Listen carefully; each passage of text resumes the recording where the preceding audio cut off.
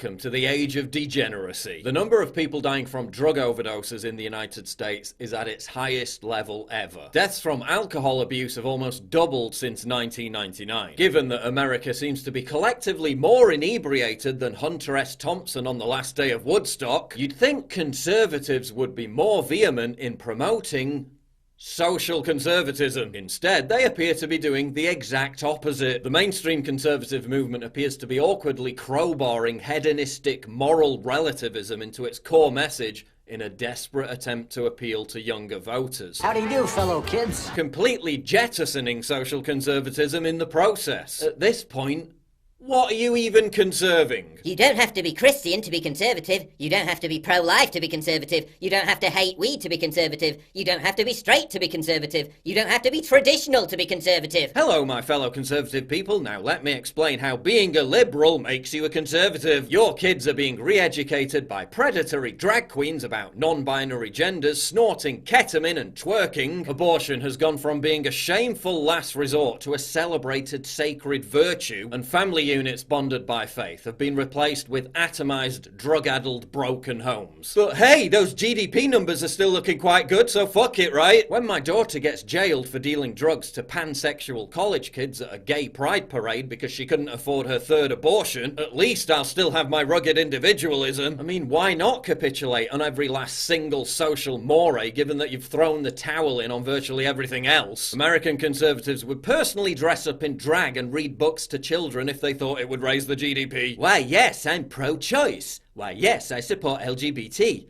Why, yes, I do smoke weed. Why, yes, I am an atheist. That's right, I'm a conservative. If you are all those things, then fine. But you're about as conservative as Myra Hindley is kind to children. If you only knew how bad things really are. If you only knew how many Christian conservatives engage in the kind of lurid behaviour that would put any hedonistic leftist to shame. If you only knew how many of them posture as role models for young men while living the very lifestyles that wreck young men's lives. I'm trying not to sound too preachy, but if you're gonna grandstand all day about embodying the antidote to amoral, impetuous libertinism, about being a fine, upstanding conservative, then start living like one. Now, I'm not saying you can't go out from time to time and have a laugh and a drink with your mates. Believe me, I'm no Mother Teresa. I've bathed in the worldly waters of the profane on many occasions. But when public intoxication and gratuitous debasement becomes the defining characteristic of Western masculinity,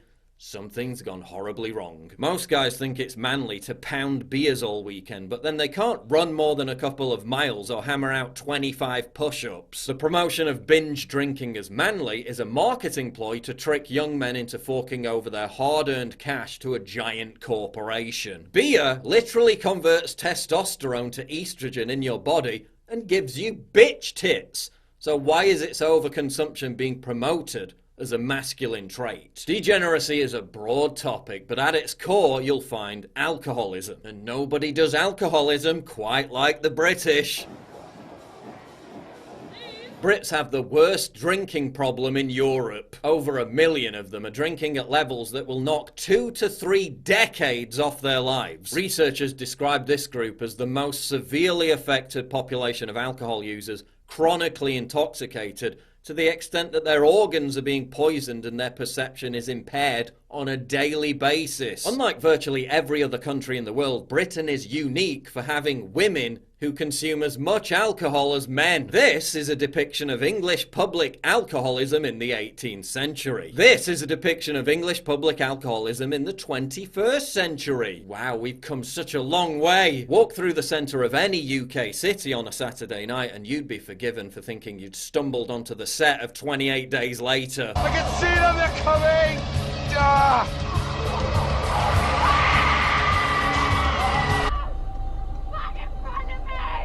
What's the matter with you? Oh! The crescendo of mindless, screeching, scantily clad, shit-faced women and salivating, aggressive, vulgarian young men combines to create a kind of debauched, jarring cacophony that sounds like it's been ripped straight from a Lucio Fulci horror movie. In England, there is scant difference between the sound of people enjoying themselves and people being murdered.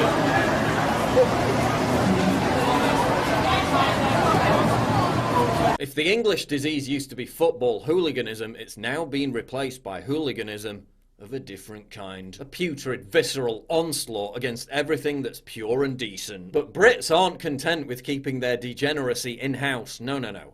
They export it all over the world. 19,000 people sought consular assistance last year, according to the latest figures by the Foreign and Commonwealth Office, into British behaviour abroad. One of their favourite things to do is to get drunk and urinate on war memorials. According to the mayor of Riga in Latvia, this is their speciality. Brits also love to inflict their barbarism on Spain, where residents in Mallorca are so sick of their loutish behaviour, graffiti has appeared all over the capital which reads, "Tourists go home," and "Tourist, you are the terrorist." In Barcelona, locals staged huge protests demanding British people leave. ISIS expressed their distaste by slaughtering a bunch of Brits on a beach in Tunisia. That was a bit much. Visit Benidorm.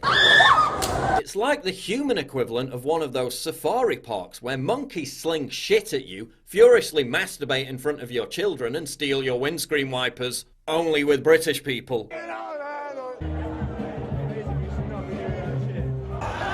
Lovely. Meanwhile, in a Magaluf nightclub, a British teenager was filmed performing oral sex on 24 men in return for a free holiday. She ended up winning a $5 cocktail. We're not fucking going out! Why do you think giant transnational corporations and the elitists who run them constantly promote binge drinking, lottery tickets and gambling? To make vast amounts of money, yeah, but it's also to ensure that the underclass remains mired in its own self-indulgent, self-destructive deterioration. It's kinda hard to be upwardly mobile when most of your time is divided between pissing away your disposable income in the betting shop, being completely paralytic, and waking up in a pool of your own vomit. And despite there being no widespread binge drinking culture in America, when you extrapolate out Americans' drinking habits, about half of American women would be considered alcoholic, and about 70% of men would be borderline or alcoholic. So-called deaths of despair, deaths from suicide, drug and alcohol abuse, kill more Americans than those who died during the Vietnam War or at the height of the crack epidemic. Deaths from despair have doubled from 22.7 deaths of despair per 100,000 Americans in the year 2000 to 45.8 per 100,000 in 2017, easily eclipsing all prior 20th century highs. The US suicide rate in 2017 was 33% higher than just 20 years ago.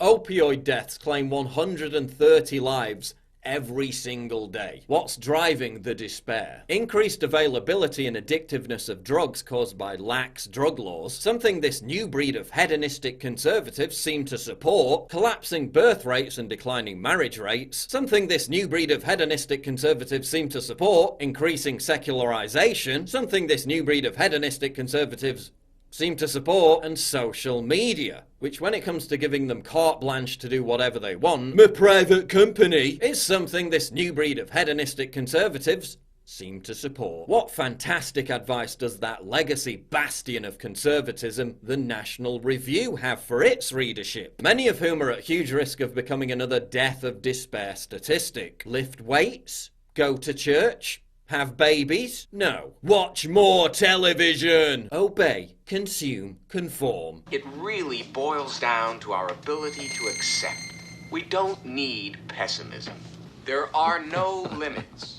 It figures it would be something like this. Another factor that drives despair amongst working class whites and leads them to alcoholism is stagnant paychecks and diminishing economic opportunities, which is why they voted for Trump. Strange then that the Trump administration continues to import more than 1 million legal immigrants every single year, something that exacerbates that problem. But to maintain their own hedonistic lifestyle of decadence, the elite needs a steady supply of mass immigration. Servant class jobs, which exist largely to cater for the needs of the elite, are booming in America. massively outstripping overall job growth. This sector grew 114% between 2008 and 2018, while overall US jobs grew just 7% in that same period. The ultra-wealthy needs to keep importing their wage slaves to massage and pedicure them, because you've got to look good for that date with a $2,000 escort girl or that exclusive trip to Orgy Island, and for young people the picture is even less rosy. Amongst millennials, there's been a 47% increase in major depression since 2013. From 2007 to 2017, adults aged 18 to 34 saw a 69% increase in alcohol-related deaths, a 108% increase in drug-related deaths, largely fueled by the opioid crisis, and a 35% increase in death by suicide. But can you really blame them for rushing to the refuge of an inebriated stupor, given the example that older generations have set? It is not the young people that degenerate. They are not spoiled till those of mature age are already sunk into corruption. Crippling student loan debt, unaffordable housing, and the disintegration of entire communities, familial or religious, with whom they could share their burdens. All those factors can be blamed on boomers, many of whom are now too busy being off their faces on fentanyl and couldn't give a shit. Another reason why we appear to be more susceptible to degeneracy than ever is that we have too much time on our hands. Oh, the devil will find work for idle hands to do.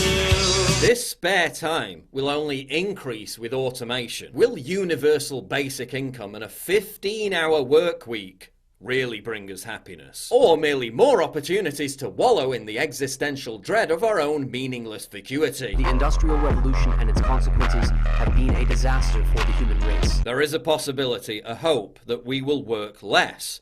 Yet many new stupid forms of amusement might fill our free time. I still believe in work and creativity. If we do not have enough things to do, even if we will feel happy just sitting, watching films and drinking, it will be a very stupid existence. It will soon get dire. But Paul, my freedom! The freedom to be a soulless husk of a human slaving away at a corporate job to make ends meet so that you have enough money to blow on stimulants. Some freedom. Would you give up this? For this? Would you give up this? For this? Would you give up an endless cycle of nihilistic barren distractions for authentic life-sustaining happiness? Apparently not. But hey, if the situation was hopeless, their propaganda would be unnecessary. And don't get me wrong, pathological progressivism is as much to blame as anything else. Did you hear about this new sexual fetish? Couples repeatedly getting pregnant, then having multiple abortions. What a time to be alive. Question regarding abortions and breeding fetish. I have a female friend who has a really powerful fetish for breeding. She has never used any type of birth control. She is with a male partner currently who is just like her, into breeding, and they've been practicing their fetish for quite a few abortions. I know this fetish. My girlfriend and me have the same fetish. My girlfriend enjoys her pregnancies, and she enjoys the abortation. Her preferred date for the abort is between 20 and 24 weeks of gestation. I enjoy it to make her pregnant, and I enjoy the time of her pregnancy. She has no menstrual period, and she is sexual, very active. Sexuality without prevention is very emotional and inexpensive. In the last 10 years in our relationship, we have done 7 aborts. And my girlfriend is pregnant again with a little girl. Abortion fetish is a great method for birth control. Do not be angry about your girlfriend, but let them enjoy their pregnancies. This is what a baby looks like at 20 weeks. That's halfway through the pregnancy. They have ears, toes, fingers. They feel pain. It is good and rare to hear of a couple, both man and woman, where both members are into abortion and pregnancy. This is a wonderful and potent example of personal power, where sex meets violence and creation combines with destruction. Thank you for sharing your exciting romance, and would like to know about how this latest abortion was for you. I can imagine that it's a very bonding experience between you and your partner. Deliberately creating a baby, letting it almost fully develop, then wantonly murdering it to satisfy some deranged sexual fetish. Wonderful! Breaking Iceland's new liberalised abortion law has gone into effect. Women are now able to access abortion on request up to 22 weeks of pregnancy, and minors are no longer obligated to obtain parental or guardian consent. Disgusting. Nah, delicious. 7 billion is too many. We should scoop the little fuckers' innards out and mail them to your kind. Thanks for that ringing endorsement.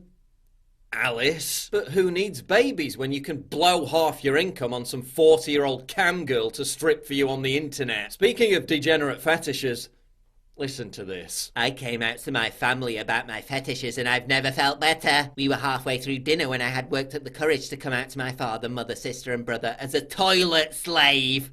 My sister left the table angry. My brother, in his normal insensitive way, just laughed. My mother and father looked concerned, so I explained to them that everything was fine and that being a toilet slave only meant that I derived pleasure from a woman defecating and urinating in my mouth. They seemed confused, but also accepting of their toilet slave son, which makes me emotional just thinking about it. How about furries deliberately getting their hands amputated so they can satisfy their paw fetish? Where's that meme of God pressing the reset button when you need it? There it is. So in summary, everyone's atomized, disenfranchised, depressed and lonely, mainly because of modern technology, the loss of faith, and a complete failure of hypercapitalism to enrich their lives with any purpose or meaning. And to cope with that, they're all on drugs, becoming alcoholics and killing themselves, or a combination of all three. Or they're turning to increasingly more degenerate sexual fetishes and alternative lifestyles, including sex infanticide, getting people to poop in their mouths, or getting their limbs hacked off. And many conservatives are so petrified about losing appeal or appearing uncool that they've abandoned all their conservative principles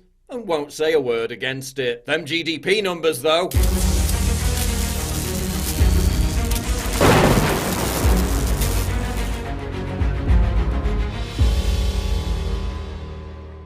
My voice is being silenced by free speech hating Silicon Valley giants who want me disappeared forever. It's absolutely crucial that you support me by donating at Subscribestar. It's also vital that you sign up for my free newsletter at summit.news/newsletter so we never lose contact. And please support my sponsor Turbo Force, the powerful new energy drink without the come down.